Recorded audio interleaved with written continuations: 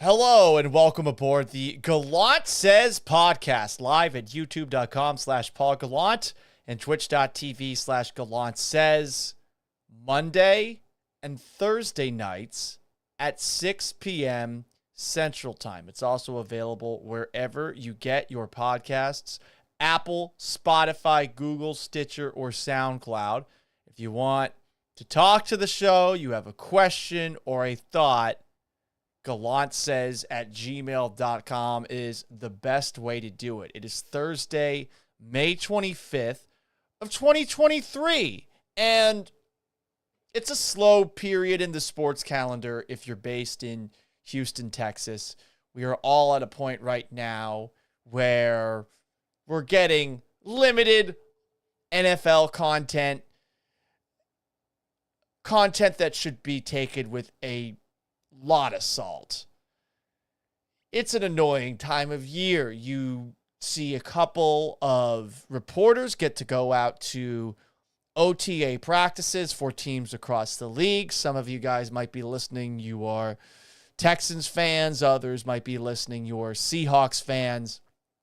And you'll follow the daily beat reporters and they'll have some observations of what happens. But OTAs are another example of, even though the NFL is king of all American sports, the NFL's offseason isn't nearly as important as the league wants you to believe it is. So please, for the love of God, when you see a story that's taking place during OTAs, just sit back and wonder if this is worth having any energy about.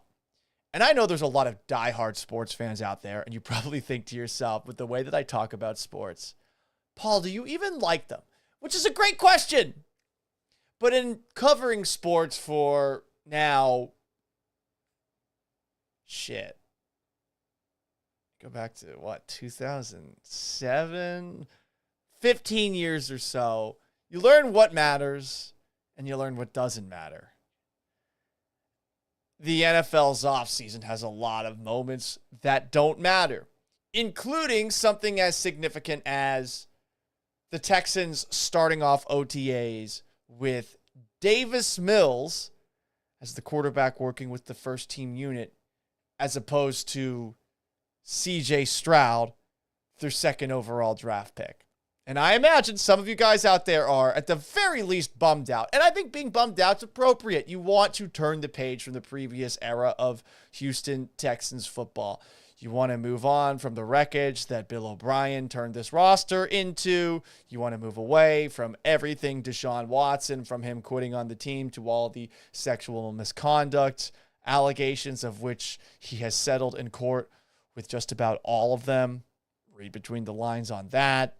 Jack Easterby, Cal McNair, general tone deafness. Like, there's a lot of things that I would imagine have pissed you off over the last couple of years. And you just want it to be CJ Stroud out there with the ones. And then seeing poor fucking Davis Mills being back out there as the starting quarterback, it is a bummer. It is. So you can be bummed out about it, but don't freak out about it. And I don't think many people have been.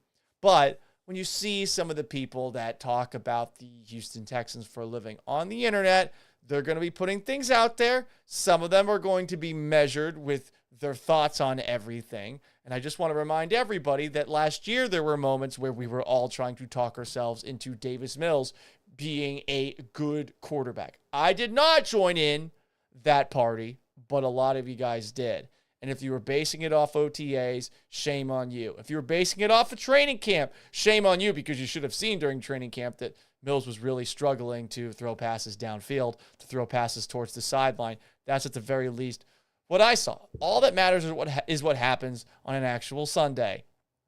And I know that there were some Sundays during the 2021 season where Mills actually looked pretty good. Pep Hamilton and Mills, not compatible. Honestly, a big indictment on Pep Hamilton. But as far as Mills goes, I think we know what he is. He's, at best, a career backup. I saw some people out there saying, well, maybe the Texans can trade Davis Mills for a 4th-round pick or a 5th-round pick or something. No, that's not going to fucking happen. Like at best, they might get like a conditional 7th round pick. We've seen what he is, and I don't think that anyone wants to give up a lot of assets for a traditional pocket quarterback in 2023. The guy just can't scoot. If he could move a little bit, different story. If he had a modicum of athleticism, we'd feel a little bit different.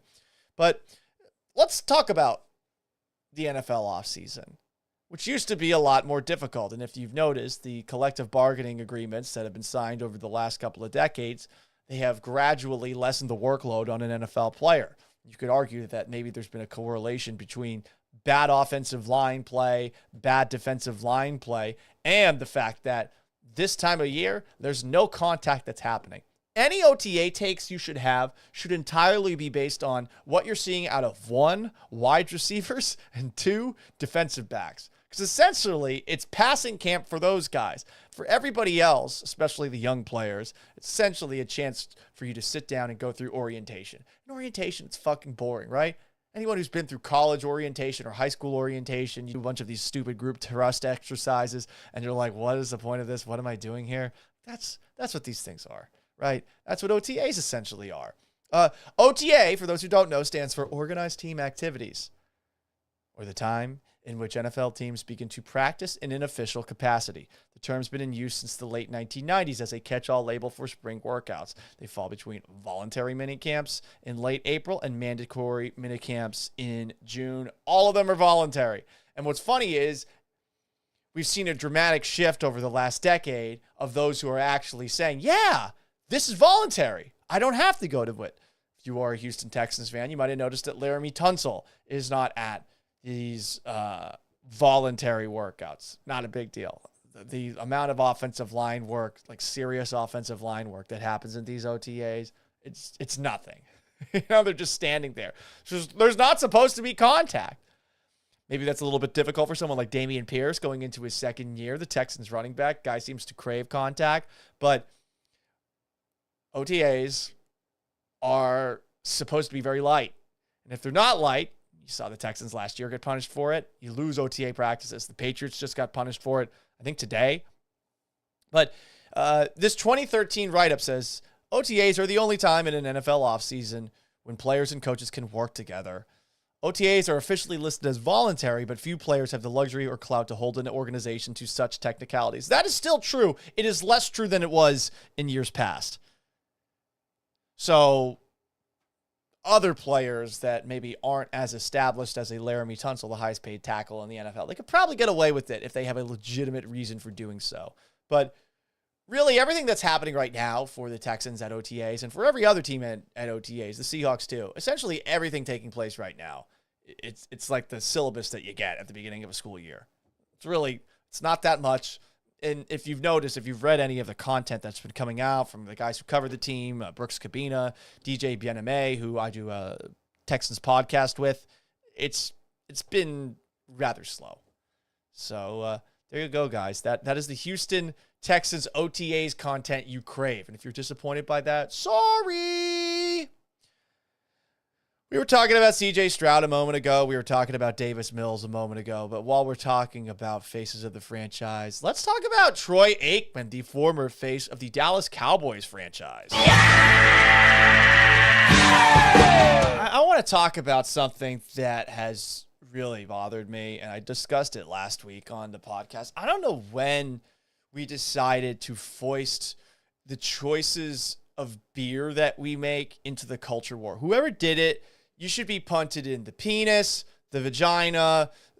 Maybe you have both. Maybe you have neither. You're a eunuch. I don't know. Whatever it is, you should be sent to jail. Guantanamo, CIA black site. It's an annoying reach because we can't get away from the back and forth, the two sides to every argument, both of whom think they're so right. This like online fake LARPing style civil war. It's just the worst. And beer has become a part of it. Watch the podcast last Thursday where I talked about Dylan Mulvaney and Bud Light if you really want my full thoughts on that. I don't want to reset that whole fucking thing. But I saw an ad that went viral for a beer that Troy Aikman is the face of. It's called 8. And I gotta say, Troy Aikman is 100% using the culture war here to try and sell burrs. Here's Troy. Everyone's talking about beer companies these days, but nobody's talking about beer. I started 8 with the goal of creating a company dedicated to making really great light beer. No agenda, no distractions, just great fucking beer. Damn, Troy Aikman, face of the Dallas Cowboys, Hall of Famer, using an F-bomb? Man, he's really serious about it. I mean, this is lazy advertising, isn't it? Hey, a lot of people are talking about all the different things that beers represent. You know what we're not doing? That, even though we're bringing it up, but we won't do that. Okay? We're not going to use something that is very divisive to sell our beer. We'll just talk about it instead. The Twitter caption for this Troy Aikman post reads as follows. Authenticity matters. Lately, there's been a lot of talk about beer companies and not nearly enough conversation about what really matters, the beer itself. Some brands are taking shortcuts to gain consumers. We're committed to producing a first-class product. No hidden agenda. Okay, well, if there's no hidden agenda, then don't make this fucking tweet. What's the point? What's the point of this? And I've had 8 beer before. It's okay. You know, it's like any generic Pilsner or Kolsch. It's refreshing. It hits the spot. But why does every single beer have to find its way into the culture war? And why do so many brands have to use these brands' inclusion in the culture war as a means to create their own content?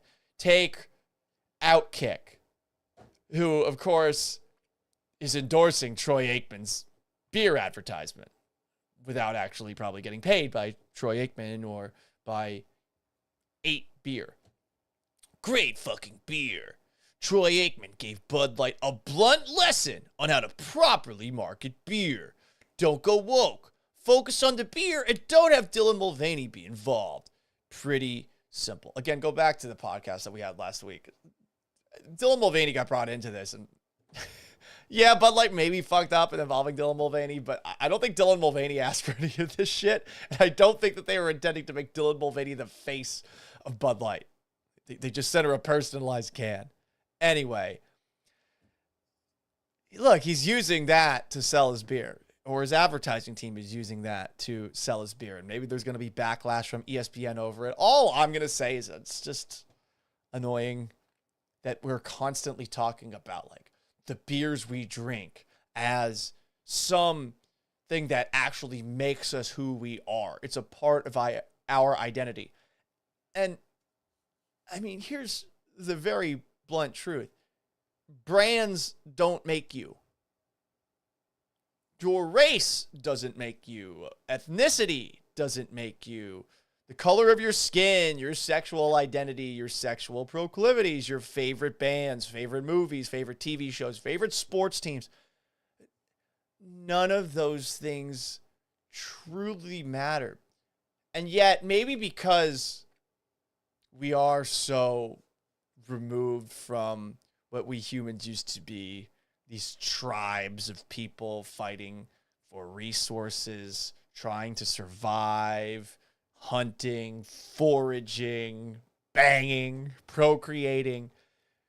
Maybe we miss being in tribes, and this is how we cope with the fact that that's missing from our life. But like, imagine thinking that drinking a Bud Light, Miller Lite, Coors Light, PBR, Montucky Cold Snack, as Skeeter says, youtube.com/Paul Gallant, Mickey's 40 ounce. Imagine thinking that that makes you who you are. I would make this as a comparison, and I've learned this growing up. I used to think that being a Patriots fan, which I am, sorry to admit that, I used to think being a Patriots fan made me smarter when it came to knowing the NFL. And maybe it does to an extent, as he pat himself on the back. But I know deep down now, it doesn't. I thought being from Boston made me who I was. That doesn't. Now I don't even know where the fuck I'm from. I've lived in Boston. I went to high school in Florida. I went to college in upstate New York. I've lived in Houston for most of the last 12 years. I lived in Seattle for 2 years. None of it matters. None of it really matters. But we all feel the need to be special in some way, shape, or form. And it's funny that fucking beer cans are being a part of it. So, hey, if you don't want to be a part of the culture war, when you drink your beer, hey, Troy Aikman, he's got you covered. You can drink 8 beer, all right? But, man, we're just so obsessed with everyone feeling special or like they're on the right side of history. And I suppose that drinking 8 beer is going to make some people feel that. I imagine there's some people watching right now. You're a Houston Texans fan. You're like, Troy Aikman has a beer? How do I find it? How do I, destroy them? Would you shotgun it? I don't know. Are you going to boycott 8 beer because it's a Dallas Cowboy who's endorsing it? You could do that. Or because maybe you're annoyed by the advertisement that he put up there where he said, hey, we're focusing on making a great beer, but we're using this incident where beers are a part of people's identities now to monetize it. Anyway, while we're on beer, this fucker either had a lot of beer or a stroke. I don't know how many people saw this video from May 19th in the Texas House of Representatives, where Texas House Speaker Dade Phelan is either really drunk or having a stroke. What it is, I honestly can't tell. If you're watching at youtube.com/Paul Gallant or twitch.tv/Gallant says, you can determine for yourself right now. Mr. Campbell, send out amendment. The amendment is acceptable to the author. Is there objection to the opposite amendment? The chair has none. The amendment is adopted.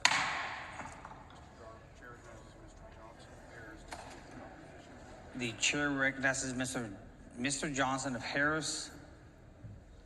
Mr. Johnson of Harris to speak in opposition to the bill.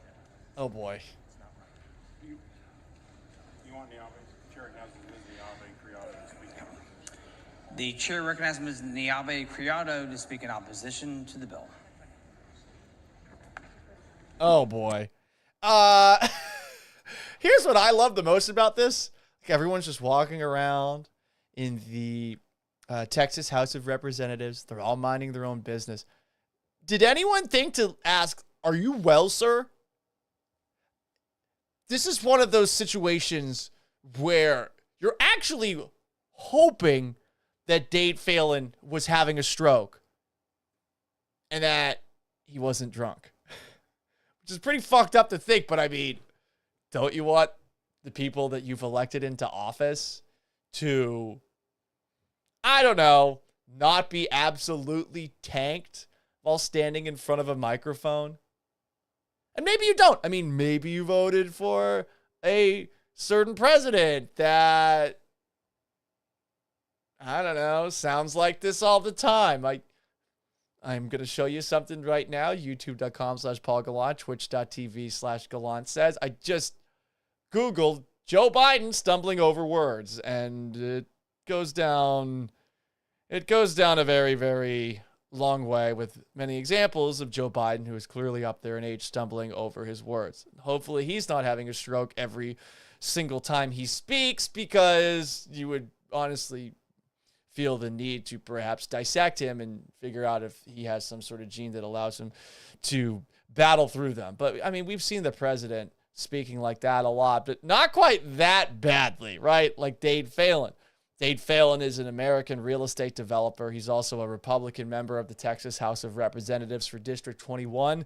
That includes Jefferson, Orange, Jasper counties. It's Beaumont, essentially. He's from there. He was born there in the southeast corner of Texas. He's been the Speaker of the Texas House of Reps since January of 21. He's been in office since January of 2015.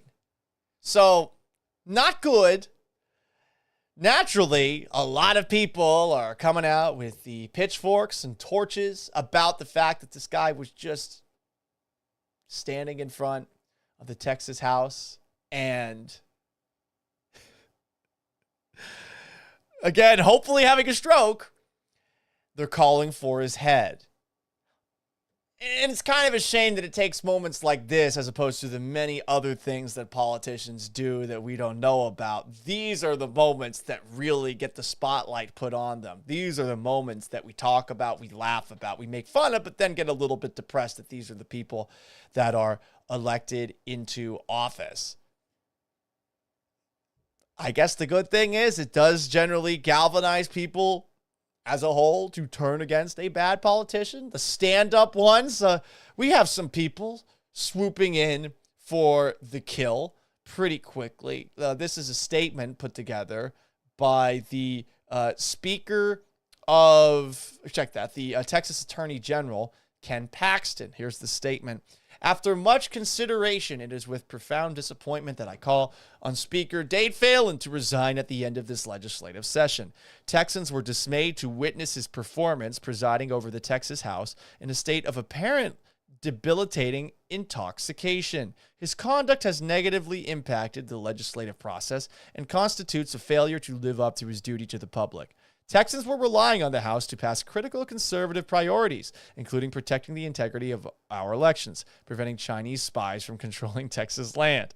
His failures as Speaker have created a credibility crisis for all Republican candidates and for our entire party. While I hope Speaker Phelan will get the help he needs, he has proven himself unworthy of Texans' trust and incapable of leading the Texas House. So there you go. That is Ken Paxton. Paxton also sent a letter to the General Investigations Committee calling for an investigation into Phelan for a violation of House rules, state law, and for conduct unbecoming of his position. So, seems like everything's being done right? You got the Attorney General. He sees a drunk politician on the floor of the Texas legislature, and he's going to take him down. And at the very least, the Attorney General, maybe he's not a Harvey Dent. Well, Harvey Dent before he went Two-Face, of course. Maybe he's not that. But at the very least, this guy's probably got a pretty good track record, right? I mean, you elected him. Of course he's fine and good and not corrupt. No way. Oh, wait. Ken Paxton's call for Phelan's resignation comes as a House committee revealed it's investigating Ken Paxton and his office over a push to use taxpayer money to pay off his settlement with a group of whistleblowers. I mean, you can't fucking make it up.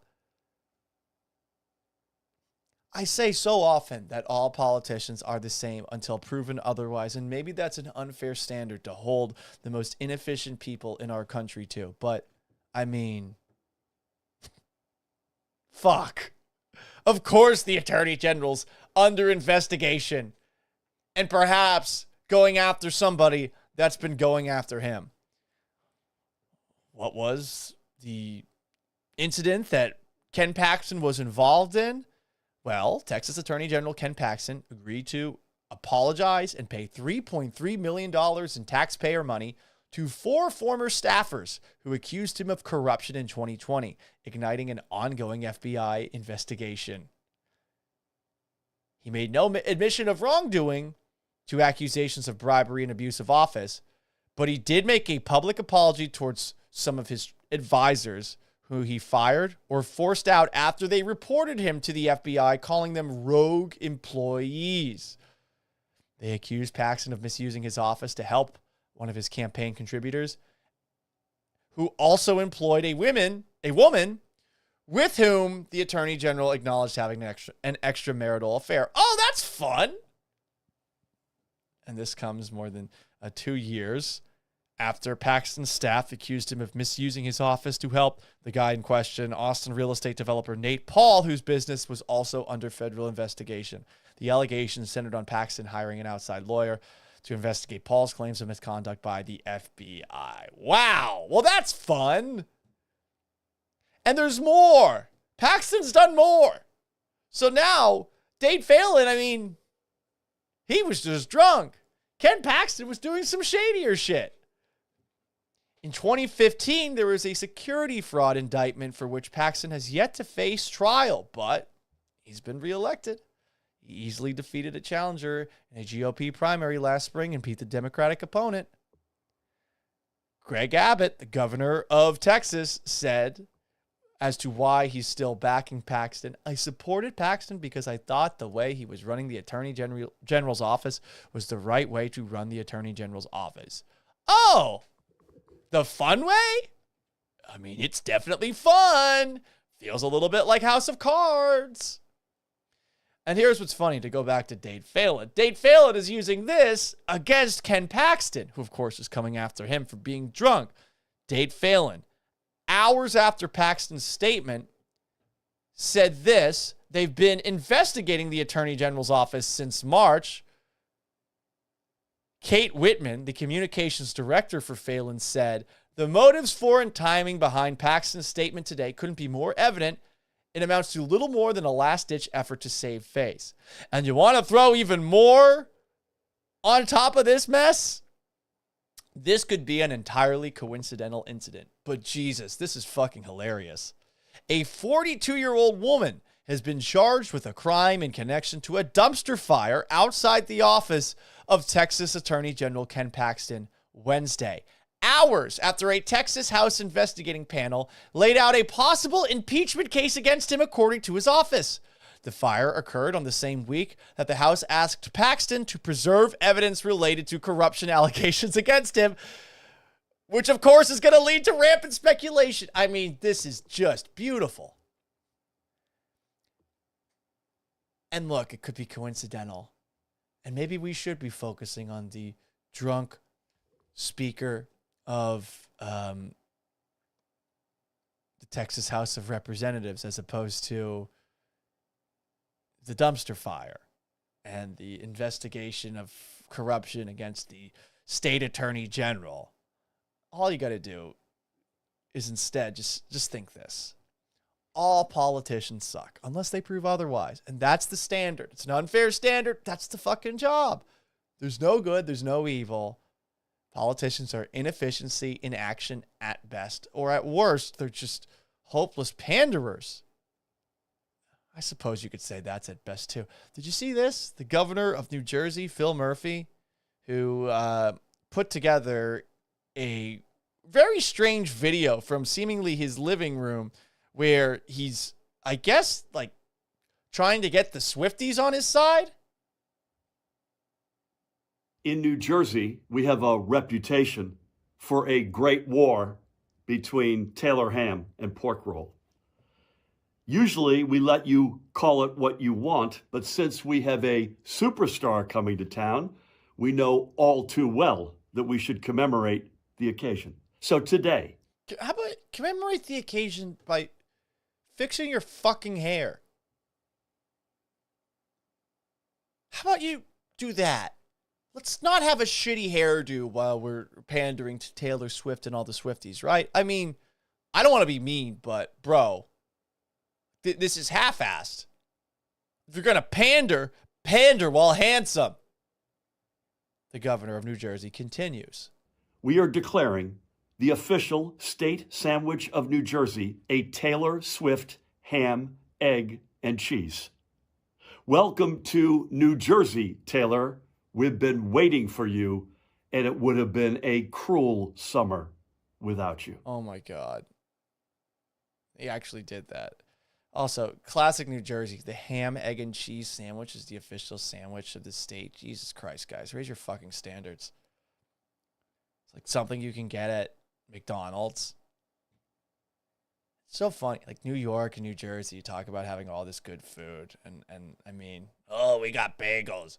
The water, dude. The water, the bagels. Makes the bagel taste better. That's a Boston accent. Anyway, Swifties are probably the most popular religion for the white gals. For the Irish, it's Catholicism. We're going to do a little Throwback Thursday segment here. The Catholic Church used to be the most powerful institution in the world.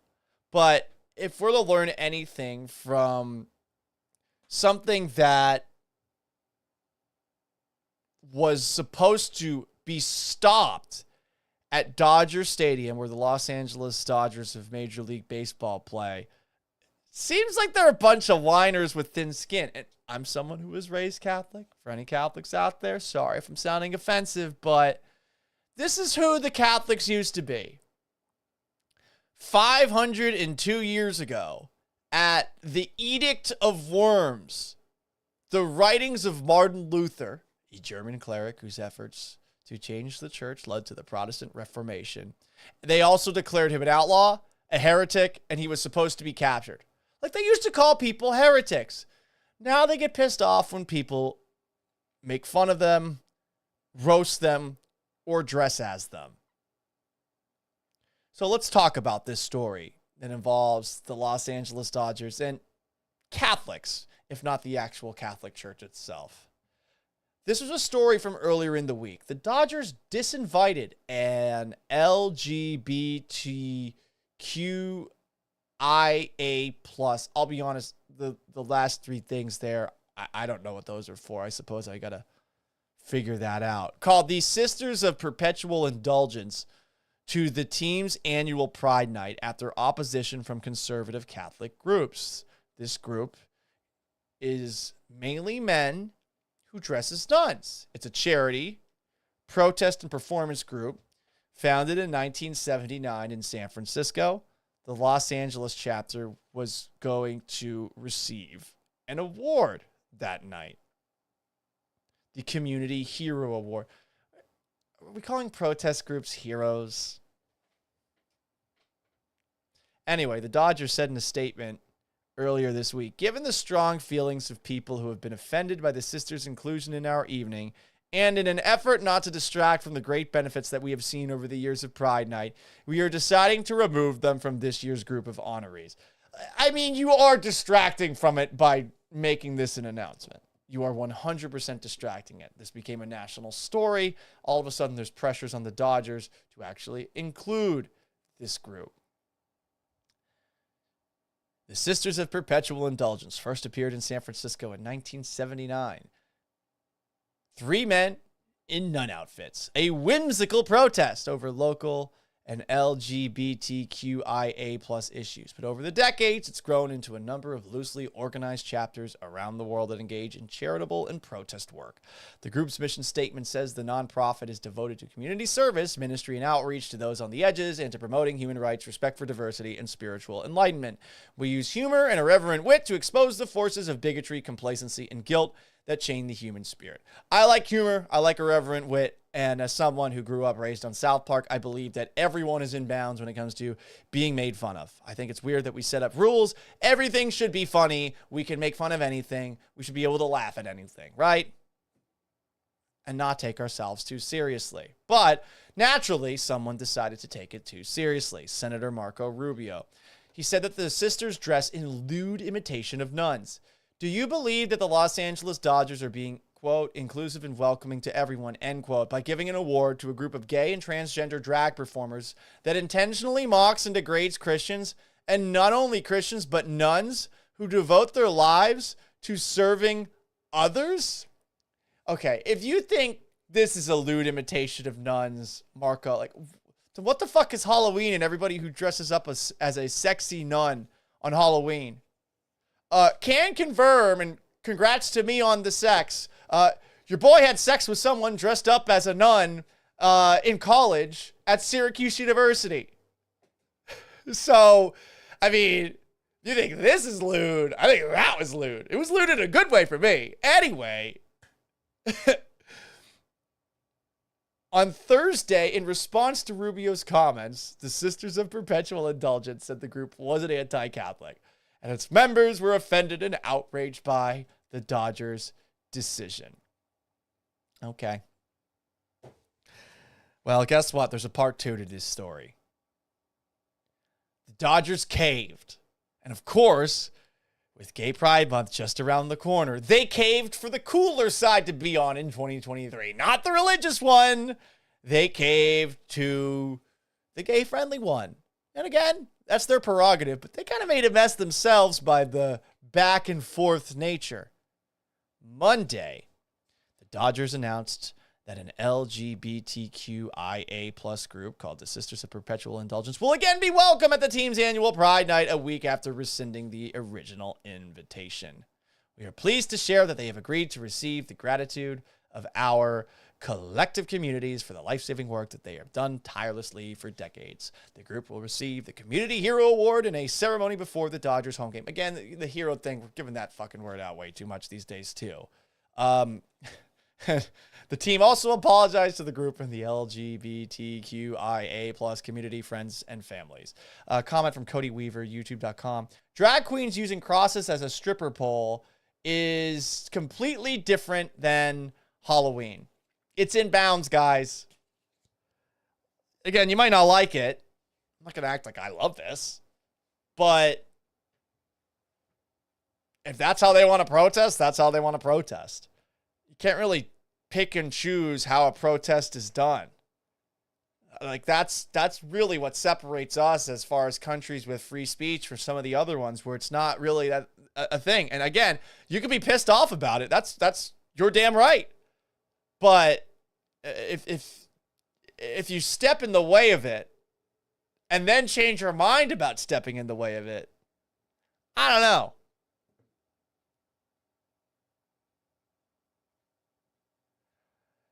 This is how I look at it, but I don't think it's necessarily that different. We're talking about lewd depictions of nuns. There's lots of lewd imitations of nuns, but that's just me.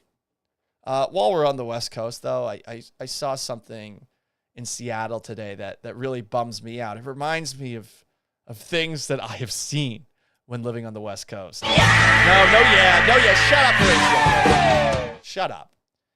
This is a story that comes courtesy of Hannah Knowles.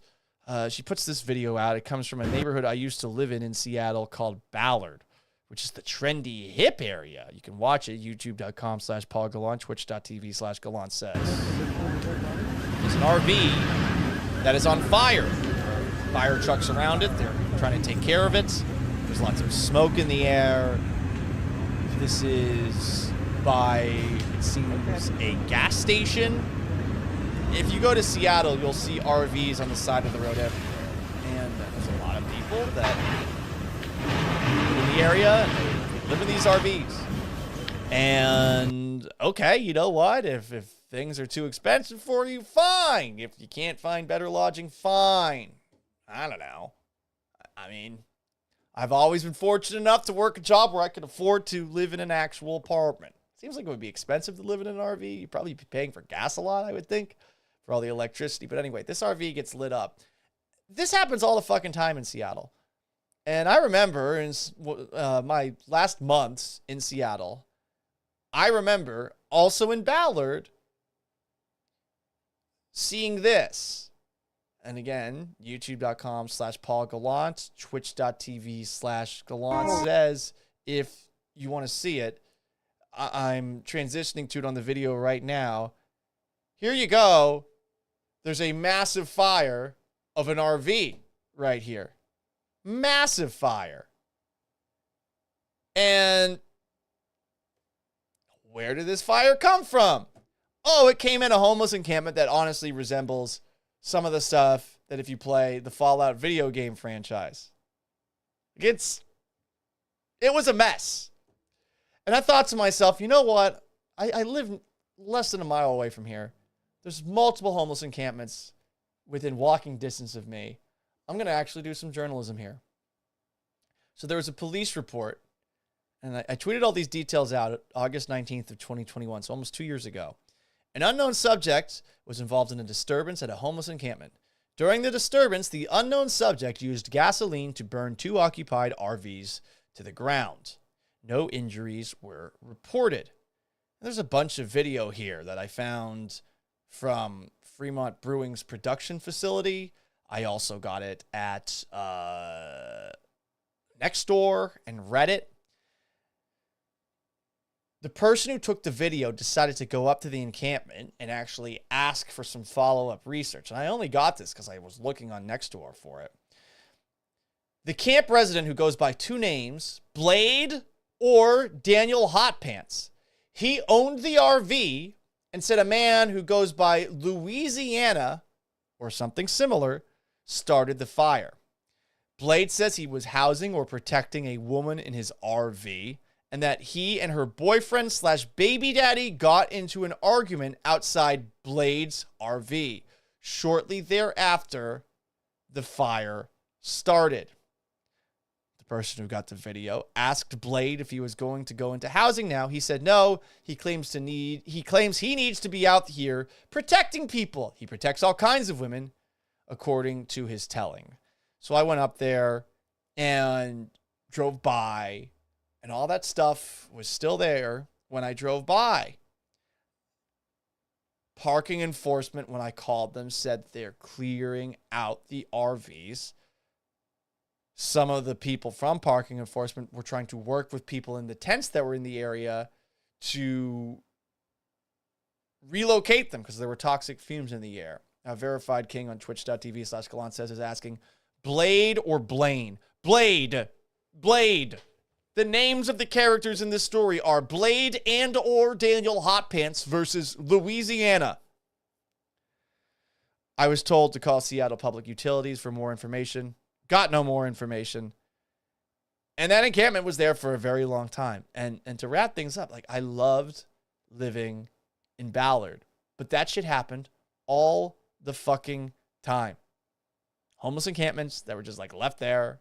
People in Seattle just twiddle their thumbs and don't actually seem to care about like cleaning up their community. And if you've been to Seattle a lot over the last couple of years, you would notice that there's a lot of this shit going on, which is a bummer. It is a bummer. Anyway, you can ask me anything, ask Gallant anything on any episode of the Gallant Says podcast. Still slow with the asking of questions, I've found, but we do this Monday nights and Thursday nights, 6 o'clock Central at youtube.com/Paul Gallant and twitch.tv/Gallant Says if you want to join the show and be interactive with it. We'll go for about an hour, and generally the topics are going to be some sports, some politics, some pop culture. Really depends on what's got me in a mood that day. But it's also available wherever you get your podcasts, Apple, Spotify, Google, Stitcher, and SoundCloud. Verified King on twitch.tv/Gallant Says is setting odds for Blade and Daniel Hot Pants. No, Blade and Daniel Hot Pants are the same guy. It's Louisiana. Verified King wants a date recap. Okay. Well, I think at this moment in time, I'm really only looking at one person. So we'll see where it goes. Don't want to put a label on it, but I don't want to put any pressure on it. Generally, my big problem is whenever I've been dating, whenever I feel like I've got something going, I get a little bit crazy. I go a little bit too hard, and I'm generally told that you're too much. And here's what's funny. Now my big problem is I'm either too much or I'm not enough. Like I don't know the fine line in the middle when it comes to wooing the other people. Verified King says pretentious sushi chick, I assume. Nope, not her. And that girl wasn't pretentious, but the girl likes money. And yeah, I don't have that. So there you go. Verified King says you're enough for us. Thank you. It's Chewy says, what's the deal? You're late. That's the deal. You're late. But at Gallant Says Pod is where you can see clips of the show after the fact as well. GallantSays@gmail.com. Maybe I'll start writing myself just hilarious emails and answer them, and that'll get you guys to actually contribute. Goyo Falcon says, get a sugar mama, LOL. A sugar mama would be nice. It would be nice, honestly. Wouldn't have to do anything. It's Chewy. I need to do more shout outs. Chewy is known for his shout outs of like random people at bars, and I think he knows it annoys me a little bit. But hey, I appreciate you showing up, Chewy. Whenever you come by, it's fun. I think though, when it comes to sugar mamas, I think I'm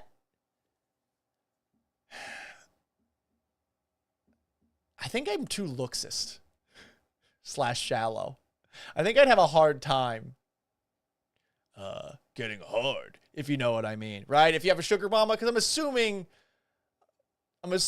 that like I'm not gonna be top shelf sugar baby material for the cougars out there. I think I'm an attractive person, but I don't think I'm like top shelf attractive. So I don't think I'm gonna have people like I don't know, like in their like the hottest celebrities in their 50s or in their 60s, say like Selma Hayek. No, I don't think that's gonna happen. Would be nice though. It's Chewy asks, some people like it, some don't. I also saw the newest Paige Spiranak video. Whether she is a golfer or a stripper, she needs to make stripper poles for golf chicks. Listen, here's what I like about Paige. Paige knows exactly what she is. She's a hot chick that plays golf, and that's a big part of her following. I like that she's pretty self-aware about it. Some people kind of shame her for that. Fuck that. I mean, if you can monetize your looks, absolutely. It's capitalism, baby. You know, some people, maybe you morally look down upon people who go to OnlyFans or something like that. Honestly, I wish there was a way that I could use OnlyFans or something like that. I don't give a fuck, right? I kind of want to figure out a way to get some supplemental income on the side. But I don't feel like it works out as well for like a 34-year-old white guy that's in like okay shape. I kind of feel like I'm not looking my best right now. Verified King asks Hannah McNair, yes or no? Yes to Hannah McNair being more involved in day-to-day functions of the Houston Texans. That's what I say. That's what I always say. I will say, ever since she's put her hands on the operation, it has been better. You can't deny that. You really can't. She has made this a better operation. I think she's smart. I think she's witty. And I think Cal's lucky to have her. I like everything that she's been bringing to the table. And I like that she's made herself available at these functions that they have, because she takes questions, she answers them. Sometimes she'll pounce on a question that you ask and answer it with a little bit of mirth, but maybe a little bit of a side eye and or a glare. I'm a fan. I am a fan. What else do we have here? That looks like it's about it. King of Twitch, Paul shallow? Nah, I'm very shallow. You want to know how deep my shallow nature goes? There are certain dogs I think are just fucking disgusting, and this might offend some people, but Chihuahuas are gross. Pugs are gross. Bulldogs are gross. Like, those are disgusting dogs. I mean, if you can get any dog in the world, you get one of those. Chihuahuas aren't just like rat-esque. They're always either freaked out by everything or they're dicks. Like, there's no in between. Name one good Chihuahua. The Taco Bell one? Like, that's it. That's all I can think of off the top of my head. Pugs, ugh, my stepsister has has one now. They're gross. Always snorting. Ugh. And bulldogs too. Like, just is that what England's most proud of as far as like its dogs? Like, this is our dog, the bulldog. This is the one that we're most proud of. Anyway, that's going to wrap it up. You can get this in podcast form, again, wherever you get your podcasts. I hope that you guys have a wonderful weekend. So long. Farewell. We'll be back at it again Monday at 6 o'clock Central Time. Until then, peace.